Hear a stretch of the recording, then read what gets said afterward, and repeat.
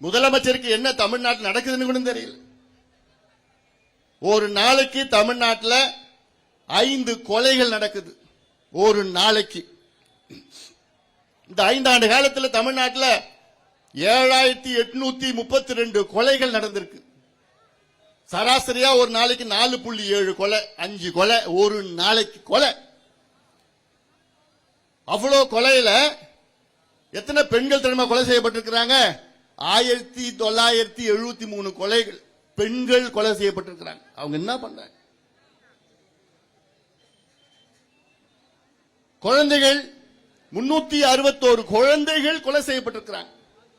இந்த குழந்தைகள் என்ன பண்ணி இருக்குது? பிஞ்சு குழந்தைகள் 361 குழந்தைகள் 5 ஆண்டு காலத்தில் ஸ்டாலின் அவர்கள் ஆட்சியில் கொலை செய்யப்பட்டிருக்கின்றார்கள். அந்த 361ல 38 குழந்தைகள் பாலியல் வன்கொடுமை செய்து கொலை செய்யப்பட்டிருக்கின்றார்கள். பாலியல் வன்கொடுமை என்னன்னு தெரியுமாமா? ரேப் பண்ணிட்டான். யார? பிஞ்சு குழந்தைய. பிஞ்சு குழந்தைய பாலியல் வன்கொடுமை ரேப் பண்ணி கொலை பண்ணிருக்கிற கொடூரம் தமிழ்நாட்டில் நம்ம பார்த்துட்டு இருக்கிறோம். அதனால நான் சொல்றேன், தமிழ்நாட்டோட பெண்களே இன்னைக்கு நீங்க பொறுக்காதீங்க, பொறுமையா இருக்காதீங்க.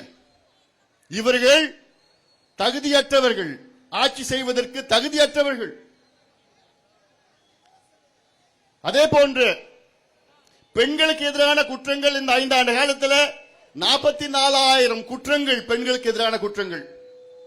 அதுல பெண்களுக்கு எதிரான பாலியல் வன்கொடுமை குற்றங்கள் 2021 பெண்களை கடந்த 5 ஆண்டு காலம் பெண்கள் 2021 பெண்கள் தமிழ்நாட்டில் 5 ஆண்டு காலத்தில் பாலியல் வன்கொடுமை செய்திருக்கின்றார்கள்.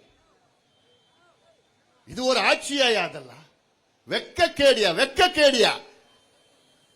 பெண்களுக்கு பாதுகாப்பு வழங்கலன்னா எதுக்கியா உங்களுக்கு பொறுப்பு? குழந்தைகளுக்கு எதிரான குற்றங்கள் தமிழ்நாட்டில் எவ்வளவு தெரியுமா? 5 ஆண்டு காலத்தில் 62,000 குற்றங்கள் குழந்தைகளுக்கு எதிரான குற்றங்கள்.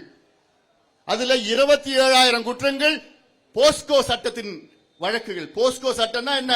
சின்ன குழந்தைகளுக்கு எதிரான சட்டம் வழக்கு. 27,000 வழக்குகள் போஸ்கோ. அப்போ எவ்வளவு மோசடி ஆட்சி நடக்குது இங்க.